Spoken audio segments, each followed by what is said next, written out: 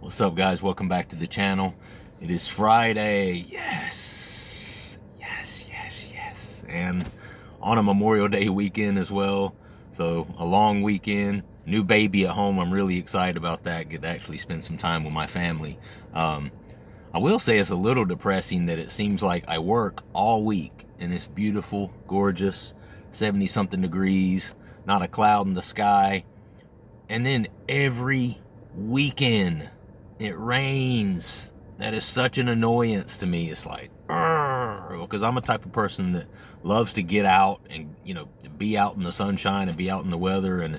And not to mention, it's really good for, someone who's making changes in their drug habits, to get out there and get some vitamin D and just feel the sunshine on your skin. And I like to personally go out and jog. I live kind of right off of a golf course, so I jog around the golf course. There's, lakes and just beautiful trees and landscapes and stuff like that. And it's just something that really, just kind of take in the fresh air, and it's invigorating. That's the word I'm looking for me.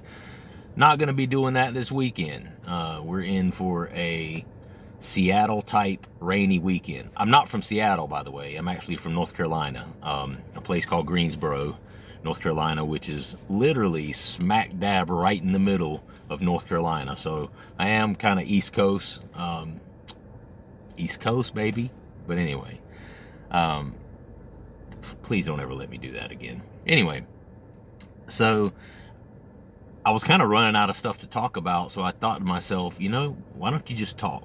Why don't you just share your story? Why don't you share your story about how you personally got here, where you're at now? Because as you know, people who have a background with drugs and, develop a habit with drugs, we don't go to bed on Monday, wake up on Tuesday and like, you know what? That's it. I think I'm going to start doing drugs. And I think I'm going to become a drug addict. That sounds like the best idea I've ever had. Let's go. Let's do it. And you immediately start calling people to try to get drugs. Does not happen that way. It almost sounds silly to describe it as that way. Although people who have never been on drugs often act like that's what we do. We just make this conscious choice one day. You know what? I think I'm going to be a drug addict when I grow up. No. That's not what we do. So as a 47-year-old man, it's hard to peel back through all the data. I've got a lot of years of data, a lot more than a lot of you probably. And a lot of that has been in some sort of, I don't want to say all of it, as an opiate addict, it's not one of those things where you always forget stuff. It's not that type of drug. If you're into opiates, you know what kind of drugs opiates are. You can remember things. You can function normally on them. It's the coming off of them that becomes a problem. And that's kind of where I've been, a lot of my adult life. But so where have I been? All right. So ironically enough, as a young man, or I say a young man, but a young boy, a child, I moved around a lot. Ironically enough, my dad was actually a Baptist minister. That's right, you heard that correctly. The myth about preachers' kids being some of the worst, well, that was true in my case. I'm not gonna say I was the worst. I definitely wasn't a kid that was running around getting trouble all the time and just couldn't stay out of trouble and stuff like that. Specifically like with the law, I kind of flew under the radar most of the time. I've been in trouble with the law a couple of times, for smaller type stuff, or I think they're small. I've never had a felony. Let's put it that way. Never had a felony. A couple of misdemeanors, here and there, but marijuana possession charge, got caught stealing some stuff when I was 16 years old, drinking underage one time when I was 19, little stuff like that. Ironically enough, 2 out of the 3 charges that I have had to do with drugs, right? Alcohol and weed.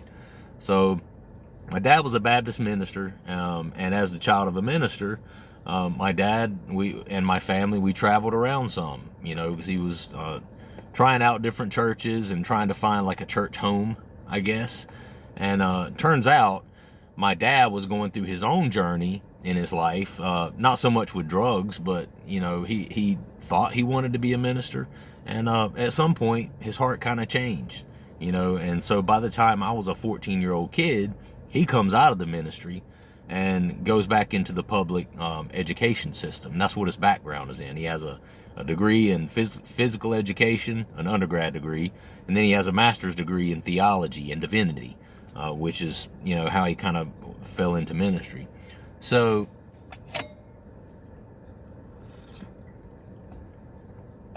being that I moved around a lot, I think what it was, looking back on it, is I was a shy kid, a little bit shy, a little bit scared, like, of the unknown. When you're 4, 5, then 6, 7, 8-year-old kid, and you're showing up at a different school and having to see new people and new faces every year, every couple of years, I think that was somewhat tough on me, to be honest with you. And especially being a kid who was a little sensitive, a little shy. I think I kind of started to, even at a young age, develop some sense of like an introverted sort of personality, like, the big bad world scared me sort of thing. And I can remember feeling that way, and I can remember having instances where I felt that way, and I can remember having instances at school where, and I'm not going to sit here, I was a pretty big and athletic kid for my age. I was always, usually anyway, bigger, stronger, faster than most of the kids my age.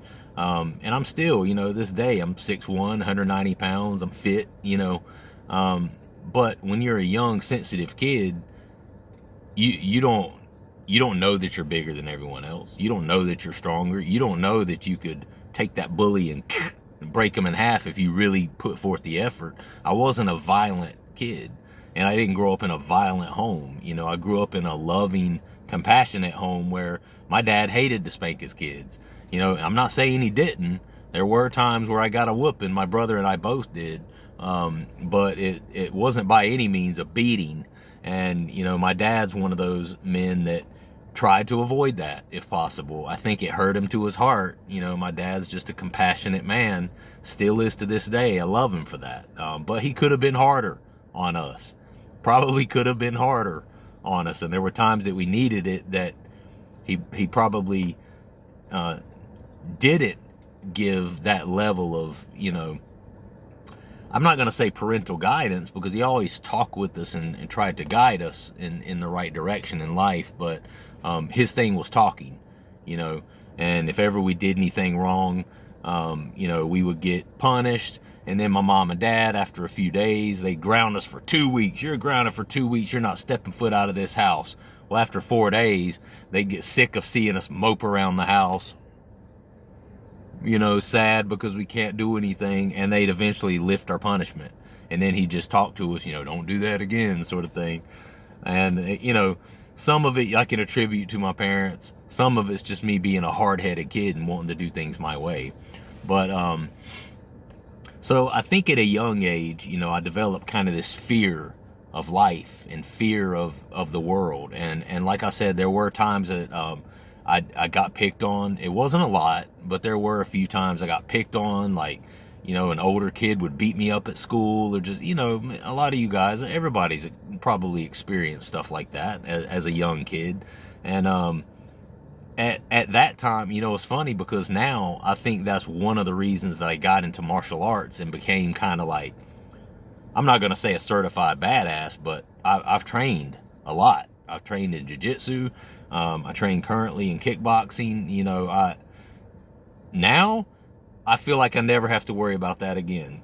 Unless you're like bona fide, legitimate UFC fighter, or like a guy who was a college wrestler or something like that, and unless you're one of those guys, you've been trained significantly more than I have.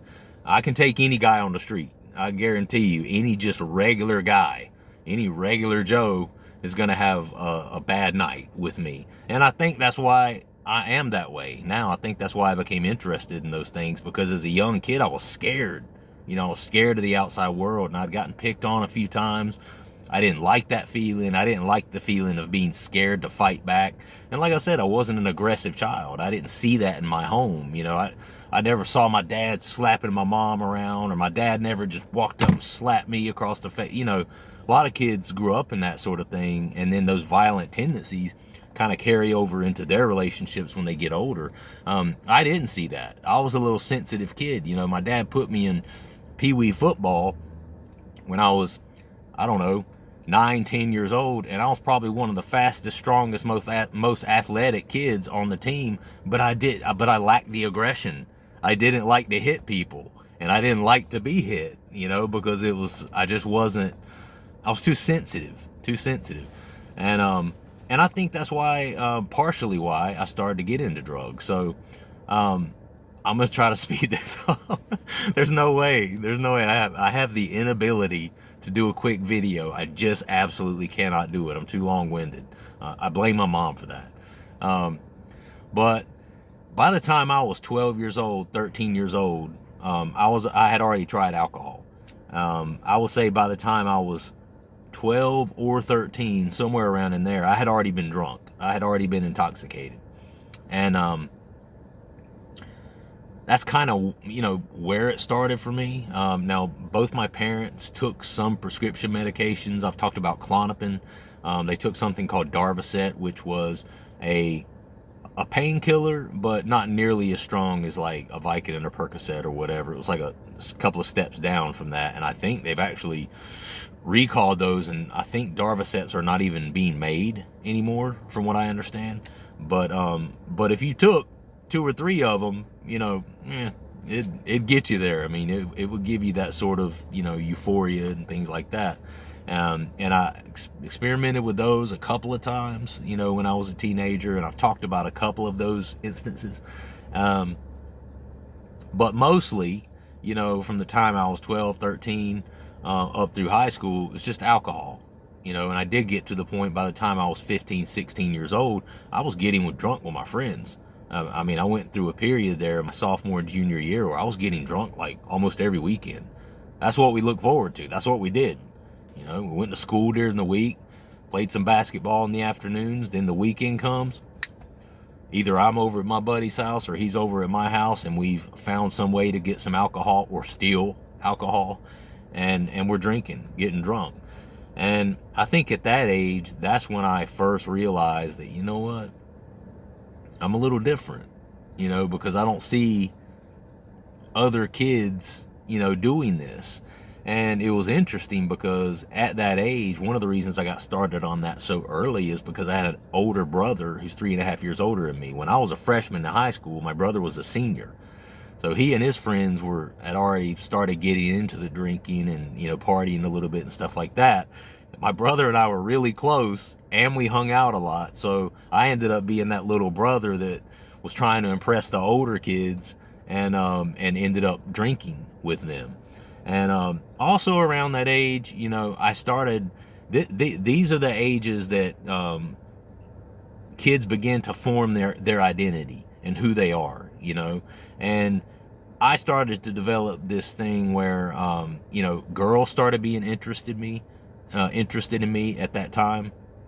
And, you know, when I was younger, I didn't know I was a cute kid. I didn't know I was handsome. I didn't know, you know, you don't look at yourself in that way when you're a young kid. But when I got to be 7th, 8th grade, and the girls were starting to go into puberty and become boy crazy and stuff like that, it's like I come out of 6th grade, I had a couple of little instances where girls thought I was cute and stuff like that. But as soon as I hit 7th grade, boom.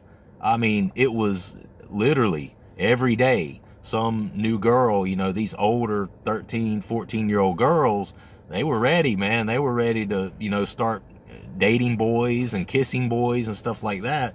And it kind of took me off guard because I was like the new cute kid who had come up into 7th grade, and had met a lot of these new girls. And so I started to develop my identity with the women as it's like this little playboy, you know. So I was accepted by the women by being this little playboy, and thinking, this is what I thought at the time. I thought this, that I was, you know, every woman's dream, you know, and so that's how my identity began to develop with the women. And then with the guys, I developed my identity by, you know, sports, you know, being good in basketball, being good in, trying to be good in sports, and drinking and drugs. You know, I was the cool kid who didn't give a shit. You know, I would get drunk, I would take alcohol to school, you know, I would go out with my friends and we'd get drunk and go out and like bash people's mailboxes and rip up road signs and stuff. I was acting out.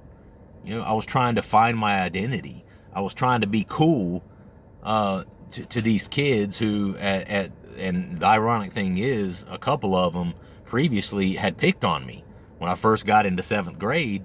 And the girls liked me and stuff. You know, young kids, young boys don't know how to handle that shit. You know, they don't know how to handle this cool kid who comes in dressing nice and the women like him instead of them. You know, their response to that was to pick on me. You know, that made me a target to them. That put an X on my back. So all the girls liked me, but then I had a group of boys that were constantly picking on me, and it didn't always result in like violence or fights. I didn't ever really get jumped or get into fights because I was bigger than these kids.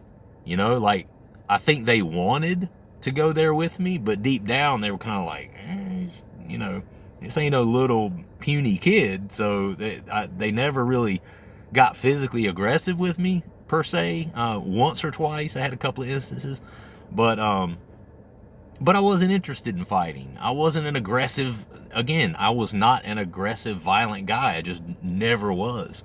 And it wasn't until later in my life that I learned some aggression. I did that through martial arts. I learned you have to be, you know, aggressive. You have to go after your target, you know, and I started to kind of develop that a little more with training in martial arts. But when I was young, I didn't know any of that stuff. So I just kind of got picked on a little bit, you know.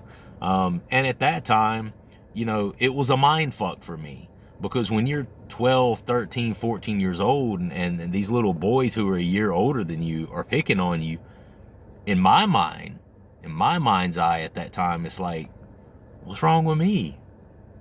You know, I don't mean anybody any harm. I'm cool to everybody. I'm nice. Why, you know, what's wrong with me? Why am I being picked on? You know, to me, that was a self-reflection tool that was asking myself, like, what is wrong with me? You know, when I looked at myself in the mirror, I thought something was wrong, and I was like, I'm different than the rest of these people. And it's funny, because now, as a 47-year-old man, growing up and having matured a lot mentally, I look back now and I realize, yeah, I was different. In a better way, I was different. I was better looking. I was bigger. I was more athletic. In some cases, I was smarter. I liked to do music, and I performed in like the talent shows and stuff like that, and all the little girls loved it, you know, even though I wasn't that good. At that time, I wasn't like excellent, but I was, you know, I loved music and I loved performing it. And so I had little things like that caused the boys to be jealous of me. But so I had some instances, mostly alcohol, Klonopin, Darvocet, a few times when I was young. Alcohol more than the other two. But I have some isolated instances that I'll share in subsequent videos. I'm not going to have enough time to go into specifics because there's so freaking many. You're talking about a guy who was always into something, you know, and anytime I left one drug, I was like a monkey. I didn't let go of one branch before grabbing onto another. I would come off of this and replace it with this. You know what I'm talking about. If you're watching this video, you know exactly what I'm talking about. And so I never actually smoked marijuana until I was out of high school. It's just something I never did. It was alcohol. And I did go through a stint, you know, again, a drug addict. It's not always you start here, you're on drugs and it's really bad, and then you're just going downhill from there. You know that. It's not always a linear, straightforward process. You do a little bit of this and then a little bit of that. I mean, I went through a period of like when I was a senior in high school where I was like, you know what, it's not cool anymore. And at that point, the regular kids who weren't drug addicts, who were just learning about alcohol, I was at high school parties, watching them get drunk, and I'm sitting there. I'm the mature senior, like, dude, I got all that shit out of my system when I was a freshman and sophomore, man. I'm good, and plus I was driving at that time. I didn't want to get a DUI or anything, so I went through a period of time my senior year where I didn't do anything, any drugs, and obviously that didn't last. So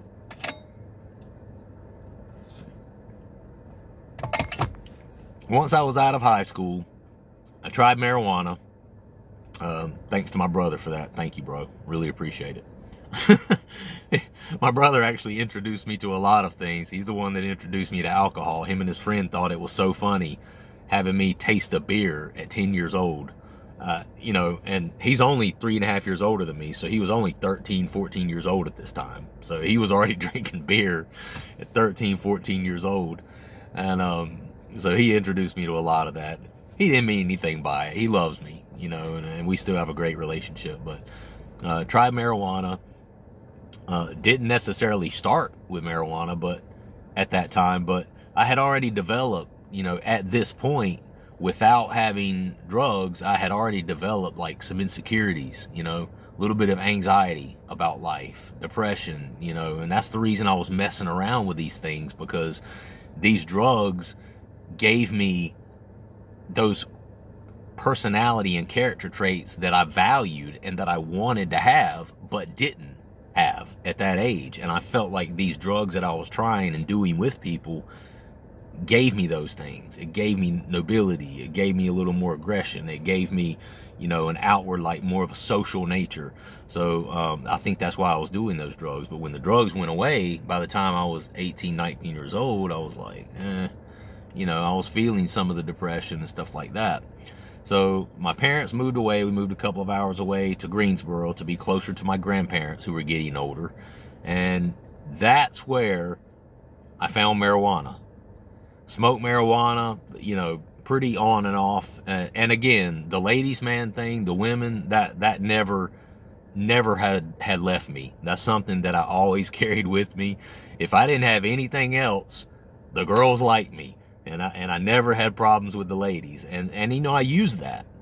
I use that when you're a person who's, depressed and don't have a lot of positive things and a lot of positive reinforcement in your life. You use things like that, these quick fixes like sex and, things like that are instant gratifications, the drugs. You use stuff like that to cope, with life. And that's what I was doing. I moved to Greensboro. Started going to college, a local community college at that time, doing the women, doing the marijuana. I was doing some music at that time because I was a musician and, sing, and I was in a singing group at that time and stuff like that, but I wasn't really doing anything great with my life, if you want to put it that way. But I'm going to have to speed this up. Did marijuana for probably 3-4 years straight. I was a pothead. I mean, a straight pothead. By the time I got to be about 25 or 26, I discovered, I'm not going to say I discovered them because I had tried them before in the past, but had never become addicted to them. I started taking, and by taking, I mean stealing, some of my parents' Darbasets that they had prescriptions for. My mom confronted me about it a couple of times because they noticed they're missing, and they knew I'd had some issues in the past with alcohol drinking. They already had known that I'd taken some of their Klonopin before, so they did question me about it, but they were just keeping them, out in the open in their bathroom, and I would just go in there, take a handful of them, and then that would get me by for a little bit. It wasn't a lot, but it was enough to get me addicted. Because once I felt those opiates, it was just like, that was it. That was and always has been my drug of choice. It made me feel the best of anything else. I'm just wired that way. The alcohol didn't do it. The weed never did it. I've tried cocaine. I've smoked cigarettes. I've been addicted to Adderall, Ritalin. I've tried mushrooms, LSD a few times, stuff like that, although not much on the psychedelics. I don't have a lot of experience there, but it was the opiates that really took me into, put me into high gear. I don't know if I'm going to be able to finish this. I might have to continue this next time. So we're up to about my 24, 25 range. I was dating a girl who, this woman is now the mother. I'm divorced from her, but she's the mother of my oldest child, who's almost 17 now. And I was about to get married. Right around this time, before I got married, I had already, by virtue of taking my parents' Darvocets from them, had already started to develop a pretty strong addiction to painkillers. And something I was doing kind of on a regular basis. And for the longest time, that's how I fed my addiction. You know, because my parents got a pretty large amount of them. I mean, they were both getting like 120 of these a month, and they were taking them, you know, kind of like they were supposed to. And then my dad, he got the prescription, but didn't really take them. You know, he was one of those that he would take it if he needed it or if he had a headache or something, but he wouldn't dose on it 4 times a day, whereas my mom did. So I was able, they had enough narcotics to where I was able to take a decent amount of them and for the most part kind of get by with it. And I'm trying to think of the first time that I ever actually got a prescription myself. Because there was a period of time where I was kind of getting them off the street from people, which was absolutely horrible. You know, getting like there's this one guy I used to get Oxycontins from. This guy was in some sort of bad car accident back when he was younger, and he had this, you know, big scar across his head and stuff. He was on disability. He didn't work. I somehow ran into this guy. I would run into these, I hate to call people lowlifes, but I would run into these lowlife people, and the people I would be associating with, in a weird sort of way, I was kind of judging them. I was like, I can't believe I'm associating with this dude. But I was that drug addict. You know, I was that guy who I saw myself as different than them, or maybe somehow a little better than them, but I wasn't at all. And in some ways I might have been worse, to be honest. You know, underneath the nice clothes and the handsome face, I was void of morals. I was, you know, void of any real character, because everything that I was and everything that I was standing for was a lie. It was a facade, you know, and I was hiding it behind nice clothes, a good physique, you know, a nice strong jawline, you know, and that's kind of became what I did. And and it was easy to pull the wool over some people's eyes, you know, because I you know, as a drug addict, you know how it is. You become a master manipulator. You become really good at hiding behind things like that, you know, and keeping that stuff hidden from people. But I'm gonna leave it off here, this is where I really started to have my first experiences with becoming pretty hooked on opiate type medications. Next time I have to do a video, I'm gonna pick up where I've left off. I'm married now. First couple of years of marriage, at this point I'm taking narcotics on a regular basis. I'm hooked. Had several experiences where my wife began to understand that I was hooked. She tried to stay with me and you know, be with me through it, but it got to a point where she just wasn't willing to stick with me, and it was that, and I was just all messed up. I was talking to other women on the side, you know. It was just, I was not in a good place in my life, and a lot of it was just a drug-filled haze that is just, man, it's hard to really describe. But I'm gonna stop it there. I'm at 30 minutes right now, and I will pick this up and this story up next time and take you guys on up through kind of where I'm at today at 47 years of age. I've definitely improved a lot. I have to give myself credit for that, and I'm definitely not the man I was at that time. I'm an honest person, you know, with my wife at this point. I've found my soulmate. I've learned that that's no way to live. You know, you have to, at the least, be honest with the people that you love, and I'm doing that, so that's good, you know. But that addiction and that desire to feed that addiction never does really go away. It just doesn't. But anyway, appreciate you guys tuning in and listening to part of my story. I'd love to hear your story. Like the video, comment down below, let me know some of your story, and subscribe to the channel. All right, guys, I'll see you next time. Peace.